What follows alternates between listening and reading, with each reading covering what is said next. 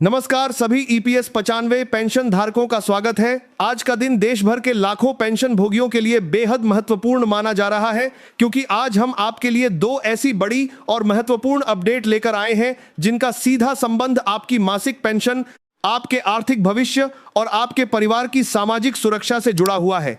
पहली बड़ी खबर, न्यूनतम ईपीएस 95 पेंशन को वर्तमान 1000 से बढ़ाकर 7500 प्रतिमाह करने की लंबे समय से चल रही मांग और इस मुद्दे पर संसद में सरकार द्वारा दिए गए आधिकारिक जवाब से संबंधित है। वहीं दूसरी बड़ी और राहत देने वाली खबर कम्यूटेशन यानी पेंशन के अग्रिम भुगतान की वसूली को लेकर केंद्र सरकार द्वारा जारी किए गए नए स्पष्टीकरण से जुड़ी हुई है, जिसने लाखों पेंशन भोगियों और उनके परिवारों को बड़ी राहत दी है। इसलिए आज का यह पूरा वीडियो अंत तक जरूर देखें, क्योंकि इसमें दी गई हर जानकारी आपके लिए बेहद महत्वपूर्ण साबित हो सकती है। देश भर में पिछले कई वर्षों से ईपीएस 95 पेंशन भोगी लगातार यह मांग कर रहे हैं कि वर्तमान समय में 1000 प्रतिमाह की न्यूनतम पेंशन किसी भी बुजुर्ग व्यक्ति के सम्मानजनक जीवन यापन के लिए पर्याप्त नहीं है। वर्ष 1995 में जब यह बजट प्रतिमाह के सम्मान समय में योजना लागू हुई थी, तब देश की आर्थिक परिस्थितियां अलग थीं, महंगाई सीमित थी और जीवन यापन की लागत भी अपेक्षाकृत कम थी। लेकिन पिछले लगभग 30 वर्षों में महंगाई कई गुना बढ़ चुकी है। दवाइयों की कीमतें लगातार बढ़ रही हैं, अस्पतालों का खर्च सामान्य परिवार की पहुंच से बाहर होता जा रहा है, बिजली, गैस, राशन और अन्य आवश्यक वस्तुओं के दाम लगातार बढ़ रहे हैं। ऐसे में केवल 1000 मासिक पेंशन में किसी भी बुजुर्ग के लिए अपना गुजारा करना लगभग असंभव हो चुका है। इसी वजह से राष्ट्रीय संघर्ष समिति सहित कई पेंशन भोगी संगठनों ने सरकार के सामने बार बार यह मांग रखी कि न्यूनतम पेंशन को बढ़ाकर कम से कम 7500 प्रतिमाह किया जाए और इसके साथ महंगाई भत्ता भी दिया जाए,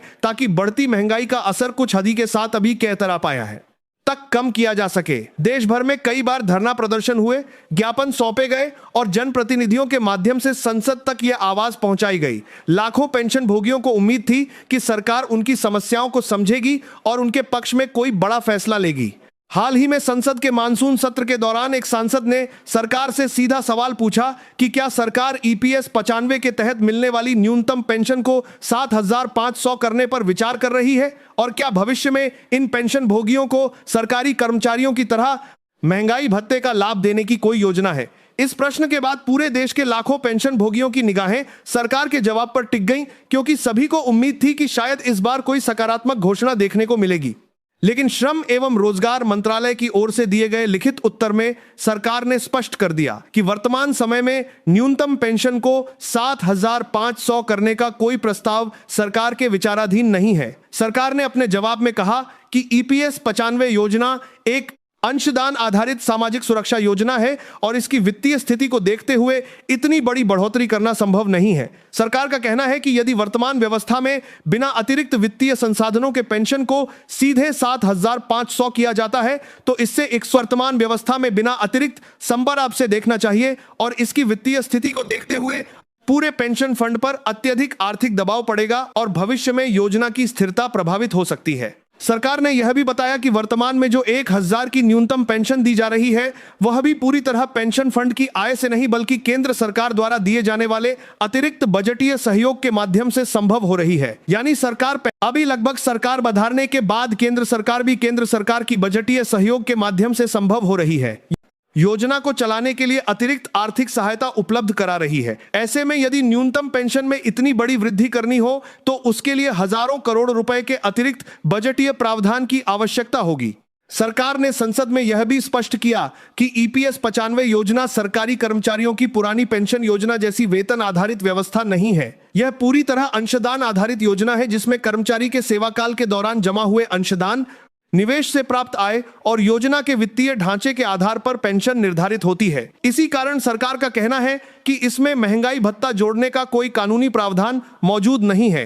हालांकि पेंशन भोगी संगठन सरकार के इस तर्क से पूरी तरह सहमत नहीं है। उनका कहना है कि जब किसी कर्मचारी ने अपने जीवन के कई दशक देश के उद्योगों और संस्थानों में काम करते हुए बिताए हैं, तो सेवानिवृत्ति के बाद उसे सम्मानजनक जीवन जीने के लिए पर्याप्त पेंशन मिलनी ही चाहिए। उनका तर्क है कि सामाजिक सुरक्षा का उद्देश्य केवल तकनीकी नियमों का पालन करना नहीं, बल्कि बुजुर्गों को आर्थिक सुरक्षा प्रदान करना भी है। इसलिए समय के अनुसार योजना में सुधार होना आवश्यक है। वित्तीय विशेषज्ञों का भी मानना है कि यदि भविष्य में न्यूनतम पेंशन बढ़ानी है तो सरकार को ईपीएस 95 के वित्तीय ढांचे में बड़े सुधार करने होंगे। इसके लिए या तो केंद्र सरकार को अतिरिक्त बजट उपलब्ध कराना होगा या फिर कर्मचारियों और नियोक्ताओं के अंशदान की वर्तमान व्यवस्था में बदलाव करना होगा। कुछ विशेषज्ञ यह भी सुझाव दे रहे हैं कि वर्तमान 15000 की वेतन सीमा को बढ़ाया जाए ताकि पेंशन फंड में अधिक राशि जमा हो सके और भविष्य में बेहतर पेंशन देना संभव हो। इसी बीच पेंशन भोगियों के लिए एक राहत भरी खबर भी सामने आई है, जिसने लाखों परिवारों को मानसिक तनाव से बड़ी राहत दी है। यह खबर कम्यूटेशन की वसूली से जुड़ी हुई है। सेवानिवृत्ति के समय कर्मचारियों को यह विकल्प दिया जाता है कि वे अपनी पेंशन का एक हिस्सा एकमुश्त राशि के रूप में पहले ही प्राप्त कर लें। इसे कम्यूटेशन कहा जाता है। इसके बदले अगले 15 वर्षों तक उनकी मासिक पेंशन से निर्धारित कटौती की जाती है और 15 वर्ष पूरे होने के बाद पूरी पेंशन फिर से बहाल कर दी जाती है।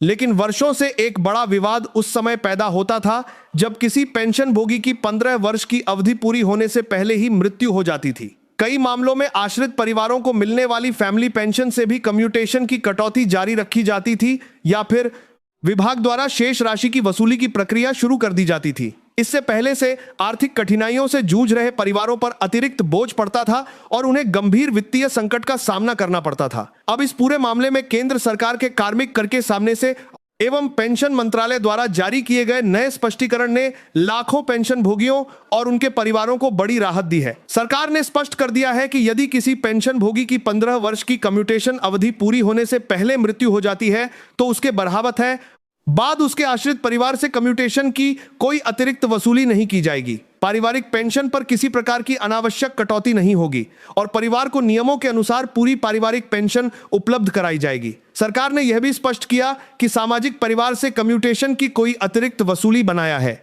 सुरक्षा योजनाओं का उद्देश्य परिवार को आर्थिक संरक्षण देना है, न कि किसी व्यक्ति की मृत्यु के बाद उसके आश्रितों पर अतिरिक्त आर्थिक बोझ डालना। इस फैसले को लाखों विधवाओं, आश्रित बच्चों और परिवारों के लिए एक मानवीय तथा संवेदनशील निर्णय माना जा रहा है।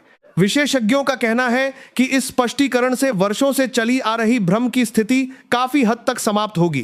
पहले कई मामलों में अलग अलग विभाग अलग अलग तरीके से नियमों की व्याख्या करते थे, जिसके कारण अनेक परिवारों को अनावश्यक परेशानियों का सामना करना पड़ता था।